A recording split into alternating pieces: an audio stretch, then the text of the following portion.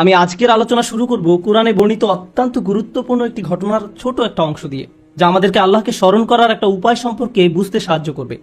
যদি সময় থাকে আমার ইচ্ছা আছে আল্লাহকে স্মরণ করার দুইটা উপায় আলোচনা করার, যে উপায়গুলো আমাদের সবার পরিচিত। আল্লাহ আজ্জা জাল্লাহ যখন মানুষ সৃষ্টি করার এবং তাকে পৃথিবীতে পাঠানোর সিদ্ধান্ত নিলেন, আল্লাহ আজ্জা জাল্লাহ প্রথমে ফেরেশতাদেরকে বিষয়টা জানালেন, ইন্নী জাঈলুন ফিল আরদি খলিফা, আমি পৃথিবীতে একজন প্রতিনিধি পাঠাতে চাচ্ছি, যার পরে প্রজন্মের পর প্রজন্ম আসতে থাকবে, অর্থাৎ তারপর তার সন্তানরা আসবে, তারপর তার সন্তানরা আসবে, এভাবে চলতে থাকবে। এর আরেকটা অর্থ হলো আমি এমন একজনকে পৃথিবীতে প্রেরণ করতে যাচ্ছি যে নিজেই নিজের সিদ্ধান্ত নিবে। অর্থাৎ আমরা কখন বসবো, কখন দাঁড়াবো তা আল্লাহ ঠিক করে দিবেন না, আমরা কখন চোখ খুলবো বা বন্ধ করবো তাও আল্লাহ ঠিক করে দিবেন না, আমাদের নিজেদেরকেই সেই সিদ্ধান্ত নিতে হবে। তিনি আমাদের দিক নির্দেশনা দিবেন কিভাবে চলতে হবে, কিন্তু মানুষ এই দিক নির্দেশনা মান্য বা অমান্য করার ক্ষেত্রে স্বাধীন। ফামান শাআ ফালিউমিন ওয়া মান শাআ ফালিয়াকফুর, অতএব যার ইচ্ছা বিশ্বাস স্থাপন করুক এবং যার ইচ্ছা অমান্য করুক। এখন পর্যন্ত ফেরেশতারা জানেন যে আল্লাহ তাদের নিজেদেরকে স্বাধীন ইচ্ছা শক্তি দিয়ে সৃষ্টি করেননি। আল্লাহ আজ্জা ওয়া জাল্লা বলছেন, লা ইয়াসুনাল্লাহা মা আমারাহুম ওয়া ইয়াফআলুনা মা ইউমারুন, তারা আল্লাহ তাআলা যা আদেশ করেন তা অমান্য করেন না, আল্লাহ যা তাদের করতে আদেশ করেন ফেরেশতারা তাই করে। এখন আল্লাহ ফেরেশতাদের বলছেন, আমি নতুন এমন একজনকে সৃষ্টি করতে যাচ্ছি এবং যাকে আমি পৃথিবীতে পাঠাবো তার স্বাধীন ইচ্ছা শক্তি থাকবে, আর তারা প্রজন্মের পর প্রজন্ম ধরে পৃথিবীতে বসবাস করবে। ফেরেশতারা খুবই অবাক হলো। প্রসঙ্গত, ইহুদি এবং খ্রিস্টানদের কাছেও আদম এবং হাওয়ার ঘটনার একটা বর্ণনা আছে, তাদের বাইবেলে এই ঘটনার একটা বর্ণনা পাওয়া যায়, কিন্তু ঘটনার এই অংশটা যা কোরআনে বর্ণিত আছে সেটা বাইবেলে পাওয়া যায় না, কোরআন ছাড়া আর কোথাও এটি পাওয়া যায় না। তো আল্লাহ আজ্জা জাল্লাহ তাদের বলেন, আমি পৃথিবীতে মানুষ প্রেরণ করতে যাচ্ছি। তখন তারা বলল, আতাজালু ফিহা মা ইউফসিদু ফিহা ওয়া ইয়াসফিকু দিমা, আপনি কি সেখানে এমন কাউকে সৃষ্টি করবেন যে তাতে ফাসাদ করবে এবং রক্ত প্রবাহিত করবে? তারা সেখানে দুর্নীতি করবে, অপরাধ করবে, ফাসাদ তৈরি করবে। ফাসাদ মানে হলো সব ধরনের অপকর্ম, দুর্নীতি, চুরি বাটপারি, অনিষ্ঠ, বিশৃঙ্খলা। ওয়া ইয়াসফিকু দিমা, রক্তপাত করবে, তারা খুন খারাপি করবে। দাম অর্থ রক্ত আর দিমা অর্থ রক্তের নদী। তারা অনিষ্ট সাধনে এত বেশি তৎপর হবে যে কখনো কখনো গোটা গ্রামে বেপরোয়া হত্যাকাণ্ড চালাবে, বোমা মেরে পুরো শহর জ্বালিয়ে দেবে। তারা এইভাবে অসংখ্য হত্যাকাণ্ড করবে। আদম আলাইহিস সালামকে দুনিয়ায় প্রেরণের পূর্বেই ফেরেশতারা এই ভয়টা পাচ্ছিল। তারা আল্লাহকে বলল, বিষয়টা তো আমরা বুঝতে পারছি না, আপনি কিভাবে এমন কাউকে পৃথিবীতে পাঠাবেন? তখন আল্লাহ বললেন, ইন্নী আ'লামু মা লা তা'লামুন, নিশ্চয়ই আমি যা জানি তোমরা তা জানো না। আজকে আমি আপনাদেরকে ঘটনাটি বলতে যাচ্ছি না, কিন্তু আমি ঘটনাটির একটি অংশের উপর ফোকাস করতে চাই। তারপর আল্লাহ আজ্জা ওয়া জাল্লাহ তাদের নিকট প্রমাণ করলেন কেন তিনি সঠিক আর তারা ভুল। আল্লাহ যখন তাদের নিকট প্রমাণ করলেন, তখন ফেরেশতারা বলল, সুবহানাকা লা ইলমা লানা। ফেরেশতারা বলল, সুবহানাকা। সেখান থেকে আজ যখন আমরা আল্লাহকে স্মরণ করতে যাই, অন্যতম কমন যে শব্দটি আমরা বলে থাকি তা হলো সুবহানাল্লাহ। ফেরেশতারা আল্লাহকে এই কথা বলেছিল কারণ তারা উপলব্ধি করেছিল যে আল্লাহকে প্রশ্ন করার সময় তারা হয়তো ভুল করে ফেলেছে। তারা বুঝতে পারেনি আদম সৃষ্টি করার পেছনে আল্লাহর পরিকল্পনা কি ছিল। তারা ব্যাপারটা নিয়ে উদ্বিগ্ন ছিল। তারা ভাবছিল আল্লাহর পরিকল্পনা কি হতে পারে, কারণ তারা আল্লাহর পরিকল্পনার বিজ্ঞতাটি দেখতে পায়নি, তারা উদ্দেশ্যটি বুঝতে পারেনি, কিন্তু আল্লাহ জানতেন। তাই তারা উপলব্ধি করলো যে সম্ভবত এভাবে প্রশ্ন করা তাদের উচিত হয়নি। যখন কেউ আল্লাহ সম্পর্কে এমন কিছু বলে বা চিন্তা করে যা তাদের চিন্তা করা উচিত হয়নি, যখন কেউ অনুভব করে যে সে হয়তো আল্লাহর সাথে অশোভন আচরণ করে ফেলেছে, ঠিক তখন ফেরেশতাদের মতো তারও উচিত সুবহানাল্লাহ বলা। আপনি কতই না পবিত্র। সুবহানাল্লাহ শব্দটি তাসবিহ বা সাবাহা শব্দ থেকে এসেছে, যার মানে হলো কোনো কিছুকে তার সঠিক মাত্রায় রাখা। অর্থাৎ আল্লাহ তাআলা পবিত্র, নির্ভুল। আল্লাহর পরিকল্পনা নির্ভুল, তোমরা বোঝো বা না বোঝো।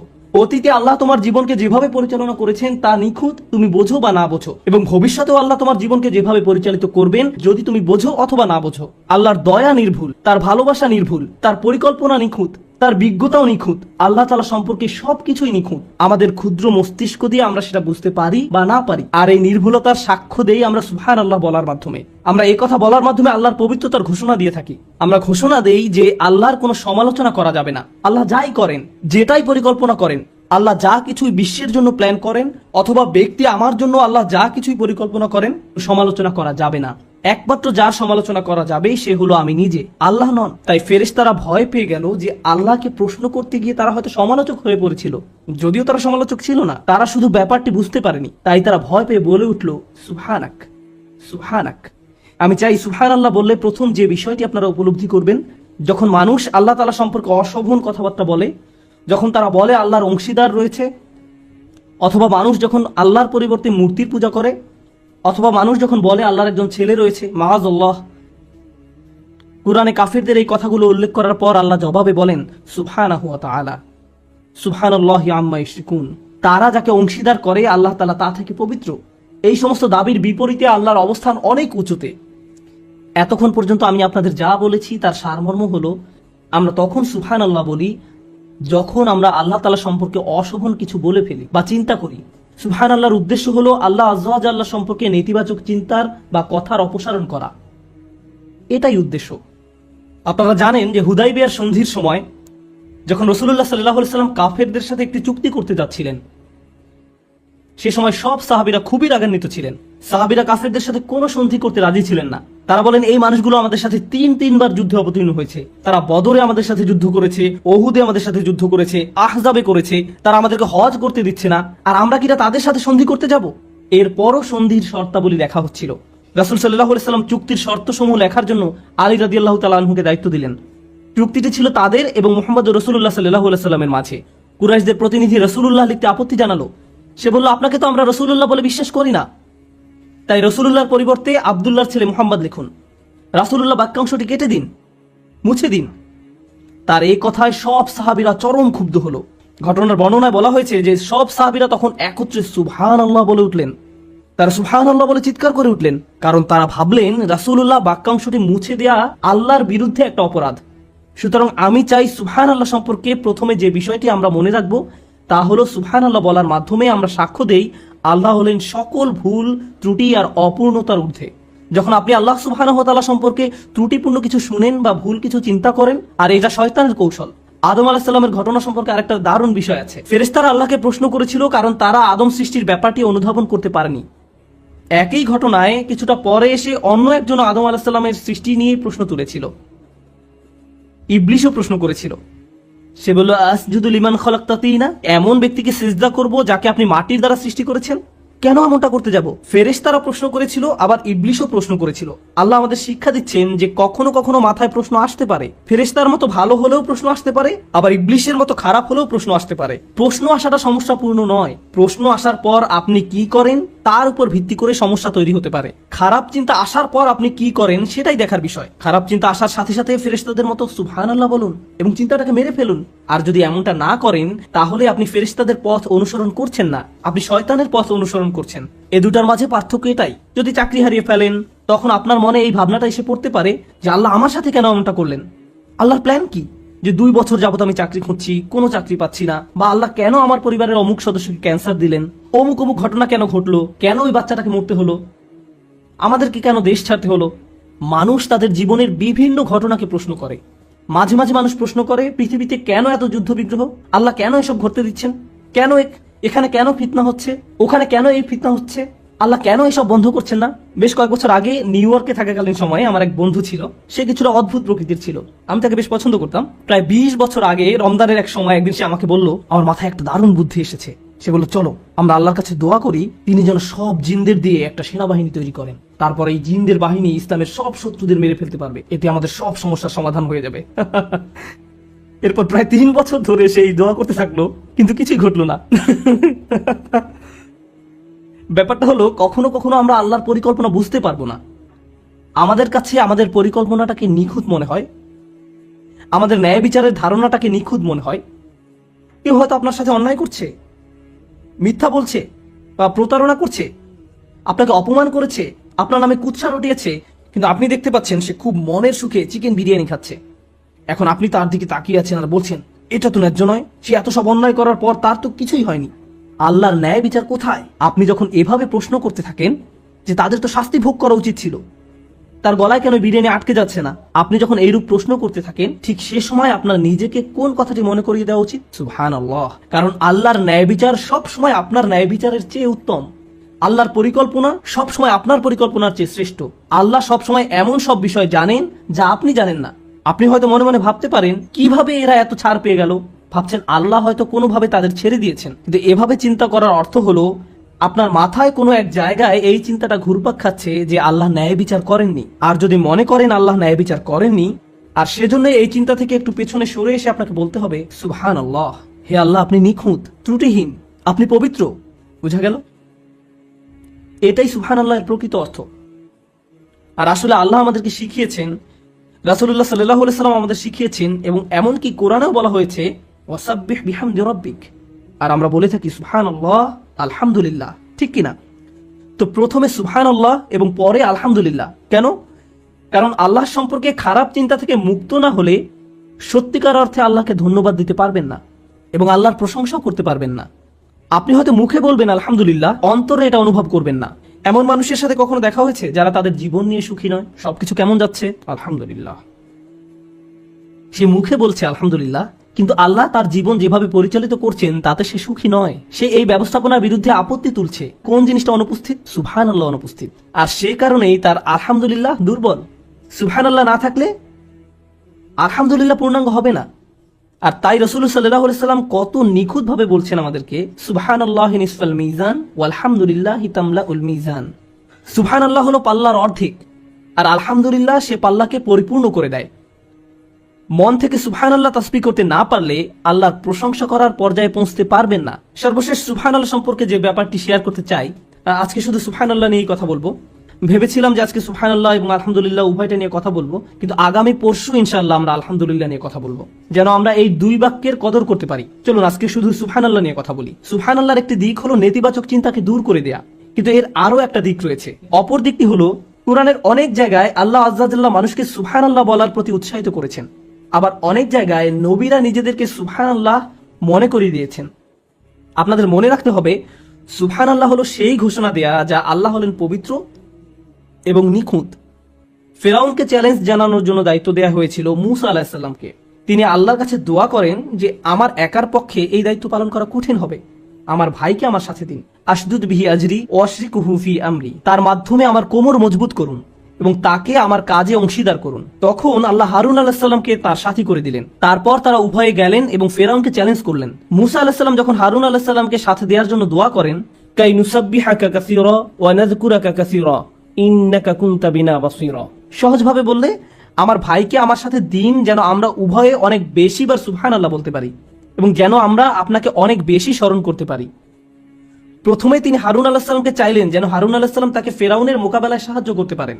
এরপর মূসা আলাইহিস সালাম আল্লাহর নিকট ব্যাখ্যা করে বললেন, আমি হারুনকে আমার সাথে চাই যেন সে এবং আমি অনেক বেশি আল্লাহর স্মরণ করতে পারি। এখন ফেরাউনকে মোকাবেলার সাথে সুবহানাল্লাহ সম্পর্ক কি? যখন আপনি ইসলামের দাওয়াত দেন, কারো নিকট ইসলাম ব্যাখ্যা করেন, ধরুন রাস্তায় কারোর সাথে আপনার দেখা হলো এবং সে আপনাকে ইসলাম সম্পর্কে বিভিন্ন প্রশ্ন করতে লাগলো, আর আপনিও তার উত্তর দিতে থাকলেন। অনেক সময় আপনি আল্লাহর বাণী পৌঁছে দিতে চান, ঠিক কিনা?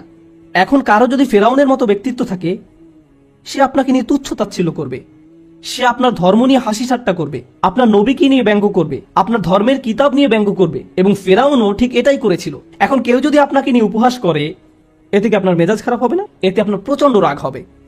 এখন আপনি জানেন না এই রাগ হওয়াটা কি আপনার ব্যক্তিত্বের উপর আঘাত আসার কারণে হয়েছে, নাকি আল্লাহর দ্বীনকে অপমান করার কারণে হয়েছে? কারণ আপনি তো এখানে নিজের ইগোর প্রতিনিধিত্ব করছেন না, আপনি এখানে আল্লাহর দ্বীনের প্রতিনিধিত্ব করছেন। মূসা আলাইহিস সালাম জানেন তিনি মারাত্মক রেগে যান, কিন্তু যখন তিনি আল্লাহর দ্বীনের প্রতিনিধিত্ব করছেন, তখন তার পক্ষে রেগে যাওয়া শোভা পায় না। আপনাদের মনে থাকার কথা, তিনি একবার এতই রেগে যান যে ফেরাউনের এক সৈনিককে প্রচন্ড জোরে ঘুষি মারেন এবং তার ফলে তার মৃত্যু ঘটে। আরেকবার তিনি তার ভাইয়ের দাড়ি চেপে ধরেন, অন্যবার আলওয়াহ ভেঙে ফেলেন। যদিও প্রতিবার রেগে যাওয়ার পেছনে যথেষ্ট যৌক্তিক কারণ ছিল, তিনি এমনকি আল্লাহর নিকট দোয়া করেন, আউযু বিল্লাহি আন আকুনা মিনাল জাহিলিন। তিনি জানতেন যে ফেরাউন এমন সব কথা বলবে যা তাকে রাগিয়ে তুলবে, আর এভাবে যদি তিনি রেগে যান তাহলে আল্লাহর দেয়া দায়িত্ব ঠিকভাবে পালন করতে পারবেন না। আল্লাহ হলেন নিখুঁত, পবিত্র, ত্রুটিহীন, নিখুঁত, পবিত্র। আল্লাহ আমাকে এই দায়িত্ব দিয়েছেন, আমি যদি সঠিকভাবে এই দায়িত্ব পালন করতে না পারি, তাহলে আমার ভাই আমাকে মনে করিয়ে দিবেন সুবহানাল্লাহ। নিখুঁত এবং পবিত্র আল্লাহ তোমার কাছ থেকে আরো উত্তম কিছু আশা করেন। আমার দুর্বলতায় সে আমাকে সাহায্য করবে, আর তার দুর্বলতার সময় আমি তাকে সাহায্য করব। আল্লাহ যে নিখুঁত, আমরা একে অন্যকে তা বারবার স্মরণ করিয়ে দিব। আল্লাহ আমাদেরকে এই মহান দায়িত্ব দিয়েছেন, আমরা একত্রে আল্লাহর তাসবিহ করব। আর আমাদের রাসূলুল্লাহ সাল্লাল্লাহু আলাইহি সাল্লামের ক্ষেত্রে কোরআনের দুই জায়গায় আপনি পাবেন যখন আল্লাহ রসুলের শত্রুরা তাকে নিয়ে উপহাস করত, অপমান করত, তারা তাকে মক্কা থেকে বিচ্ছিন্ন করে দিয়েছিল। তারা রাসূল সাল্লাল্লাহু আলাইহি সাল্লামের বিরুদ্ধে শারীরিক, মানসিক, মৌখিক সব ধরনের অপরাধ করেছিল। যখন এই নির্যাতনের মাত্রা অস্বাভাবিক পর্যায়ে চলে যেত, তখন আল্লাহ সুবহানাহু ওয়া তাআলা তাকে বলতেন, ওয়াসাব্বিহ বিহামদি রাব্বিক ফাসবির আলা মা ইয়াকুলুন ওয়াসাব্বিহ বিহামদি রাব্বিক ক্বাবলা তুলুই শামসি ওয়া ক্বাবলাল গুরুব। অতএব তারা যা কিছু বলে তার জন্য আপনি সবর করুন এবং সূর্যোদয় ও সূর্যাস্তের পূর্বে আপনার পালনকর্তার সপ্রশংস পবিত্রতা ঘোষণা করুন, অর্থাৎ সুবহানাল্লাহ এবং আলহামদুলিল্লাহ বলুন। কেউ কেউ এখানে প্রশংসা এবং পবিত্রতার ঘোষণা দেয়া বলতে নামাজ বুঝিয়েছেন। আল্লাহ বিশেষভাবে সূর্যোদয়ের আগে এবং সূর্যাস্তের পূর্বের সময় উল্লেখ করেছেন। কেন? রাসূলুল্লাহ সাল্লাল্লাহু আলাইহি ওয়াসাল্লামকে বলা হলো যে জীবন পরিবর্তনশীল, কাফেরদের শত্রুতা কখনো তীব্র রূপ ধারণ করবে, আবার কখনো কমে যাবে, আর আল্লাহ চাইলে এদের পরাজিত করতে পারেন। মাঝে মাঝে সবকিছু দিনের আলোর মতো পরিচ্ছন্ন হয়ে উঠতে পারে, আবার মাঝে মাঝে সবকিছু রাতের আধারের মতো অন্ধকারাচ্ছন্ন হয়ে যেতে পারে। আপনার চারপাশের পরিস্থিতি পরিবর্তনশীল, কিন্তু যার কোনো পরিবর্তন নেই তিনি হলেন আল্লাহ। আল্লাহ হলেন নিখুঁত এবং পবিত্র। তাই যখন আপনি দেখবেন আলোকিত আকাশ অন্ধকারাচ্ছন্ন হয়ে পড়েছে বা অন্ধকারাচ্ছন্ন আকাশ আলোকিত হয়ে উঠছে, তখন মনে রাখুন আল্লাহ যদি এই মহাবিশ্বকে পরিবর্তন করতে পারেন, তিনি আপনার অবস্থাও পরিবর্তন করতে সক্ষম এবং আপনার প্রতি আল্লাহর সমর্থন। সুবহানাল্লাহ। তারপর যখন অন্ধকার সময়ের অবসান হলো এবং চারিদিক আলোকিত হয়ে উঠল, অর্থাৎ যখন ইসলামের বিজয় হলো, ইযা জাআ নাসরুল্লাহি ওয়াল ফাতহ ওয়া রাআইতান নাসা ইয়াদখুলুনা ফি দীনিল্লাহি আফওয়াজা। যখন আল্লাহর সাহায্য এবং বিজয় আসবে এবং আপনি মানুষকে দেখবেন দলে দলে আল্লাহর দ্বীনে প্রবেশ করছে, তখন আল্লাহ কি করতে বললেন? ফাসাব্বিহ বিহামদি রাব্বিকা ওয়াস্তাগফির। তখন আপনি আপনার পালনকর্তার সপ্রশংস পবিত্রতা ঘোষণা করুন এবং তার কাছে ক্ষমা প্রার্থনা করুন। এখন আবার আল্লাহর পরিপূর্ণতার এবং পবিত্রতার ঘোষণা দিন। কেন? কারণ খারাপ সময় যেমন সব সময়ের জন্য নয়, একইভাবে ভালো সময় সব সময়ের জন্য নয়। একমাত্র আল্লাহ সুবহানাহু ওয়া তাআলা সব সময়ের জন্য। তাই কঠিন সময়ে আল্লাহর পরিপূর্ণতার কথা মনে রাখুন, আবার ভালো সময়েও আল্লাহর পরিপূর্ণতার কথা মনে রাখুন। নিজেকে স্মরণ করিয়ে দিন আপনি এখানে সহজ একটি সময় পার করার জন্য আসেননি। সবকিছু সব সময় একই রকম থাকবে না। আপনার জীবনের কোনো কিছুর পরিবর্তন ঘটলে শয়তান চায় আপনি যেন আল্লাহর সিদ্ধান্তের বিরুদ্ধে প্রশ্ন তুলেন, যেভাবে সে প্রশ্ন তুলেছিল। শয়তান আল্লাহ সুবহানাহু ওয়া তাআলাকে দোষ দিয়েছিল, ফাবিমা আহওয়াইতানি, আপনি আমাকে পথ ভ্রষ্ট করেছেন, আপনি কেন আমাকে পথ ভ্রষ্ট করলেন, আপনি কেন আমাকে বিপথগামী করলেন, হে আল্লাহ এটা আপনার পরিকল্পনা ছিল। শয়তান এভাবে চিন্তা করেছিল, আর সে চায় আপনি আমিও যেন ঠিক একই রোগে আক্রান্ত হই। আর আল্লাহ আযজা ওয়া জাল্লা ফেরেশতাদের শিখিয়েছেন এই রোগের সমাধান হলো সুবহানাল্লাহ, আর তাদের মাধ্যমে তিনি আমাদের শিখিয়েছেন যেন আমরা সুবহানাল্লাহ ঘোষণা দেওয়া মানুষদের অন্তর্ভুক্ত হতে পারি। আমি দোয়া করি আল্লাহ যেন আমাদেরকে তার তাসবিহ করা মানুষদের অন্তর্ভুক্ত করেন, আর তার তাসবিহ করার মাধ্যমে আমরা যেন আমাদের রব, আমাদের মালিক আল্লাহ সুবহানাহু ওয়া তাআলা সম্পর্কে অসমীচীন কোনো চিন্তা না করি, কোনো অনুভূতি বা শব্দ মনে আনা থেকেও দূরে থাকতে পারি।